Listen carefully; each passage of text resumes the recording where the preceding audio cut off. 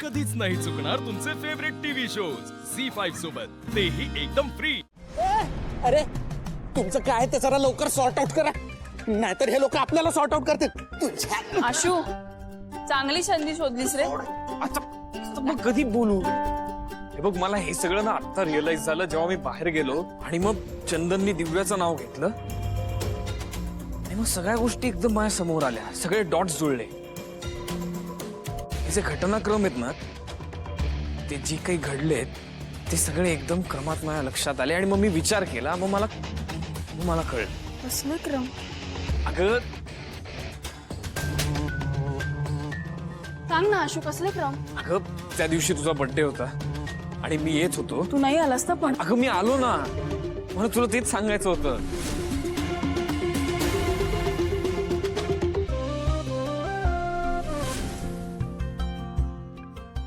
काय सांगायचं होतं?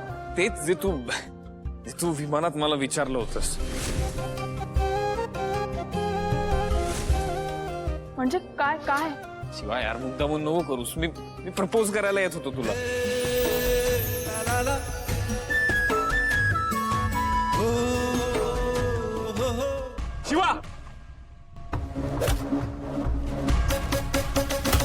शिवा,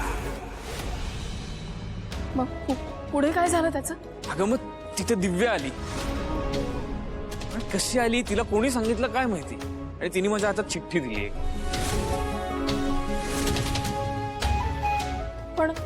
पण मग स्टेफनीच्या घराचं होत असताना तू भीक म्हणून पैसे दिलेस, त्याचं काय होतं?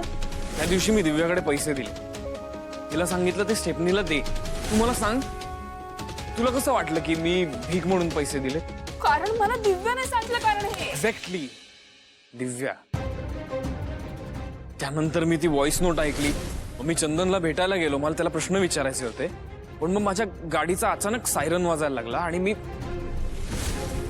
ह्या सगळ्यामध्ये एकच कॉमन फॅक्टर मला लक्षात आला, आणि तो म्हणजे दिव्या।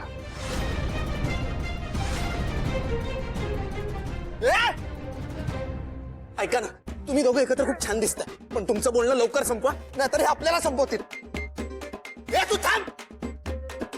शिवाय यार, माझी चूक झाली, मी चुकलोय, मला खरंच माफ कर। हे बघ, मला हे कळायला हवं होतं, पण मला हे आत्ता लक्षात येतंय की ते जे गुंड पाठवले होते ते तू नव्हते पाठवलेस। आपलं एकत्र येणं ज्यांना बघवत नाहीये त्यांनी पाठवले होते, तुझं नुकसान करायला पाठवले होते। मी हात जोडतो। आणि तुझं लग्नाला तयार झालास तू? माझं लग्न कुठे झालंय अजून? शिवा, मला कळलंय माझं तुझ्यावरच प्रेम आहे। आता कळतंय हे? नाही, जाणवतंय आधीपासूनच। झी5 ॲप डाउनलोड करा आणि पहा सर्व एपिसोड्स एकदम फ्री।